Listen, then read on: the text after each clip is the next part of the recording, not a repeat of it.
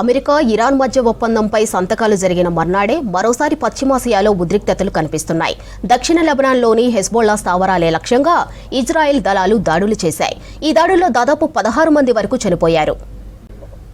పశ్చిమాసియాలో యుద్ధం ముగింపునకు America Iran మధ్య కుదిరిన ఒప్పందంపై సంతకాలు జరిగిన మరుసటి రోజే అగ్రరాజ్యానికి షాక్ ఇచ్చింది ఇజ్రాయెల్.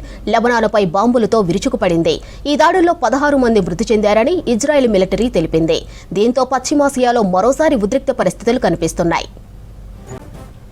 దక్షిణ లెబనాన్లోని హెజ్బొల్లా స్థావరాలే లక్ష్యంగా దాడులు చేశామని ఇజ్రాయెల్ మిలిటరీ తెలిపింది. ప్రస్తుతం ఈ ప్రాంతంలో ఆపరేషన్ ఇంకా కొనసాగుతోందని వివరించింది. ఇక్కడ హెజ్బొల్లా కార్యకలాపాలతో తమ దేశానికి ముప్పు పెరుగుతున్న వేళ ఈ ఆపరేషన్ చేస్తున్నట్టు చెప్పింది. ఈ దాడుల్లో మృతుల సంఖ్య మరింత పెరిగే అవకాశాలున్నట్లు తెలుస్తోంది.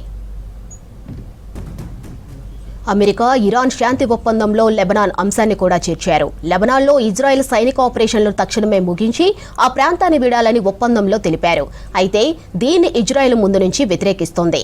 హెజ్బొల్లా నుంచి తమకు పొంచి ఉన్న ముప్పు పూర్తిగా తొలగిపోయేంత వరకు దక్షిణ లెబనాన్ నుంచి వెనక్కి వెళ్లబోమని ఇజ్రాయెల్ ప్రధాని నెతన్యాహు ఇప్పటికే స్పష్టం చేశారు.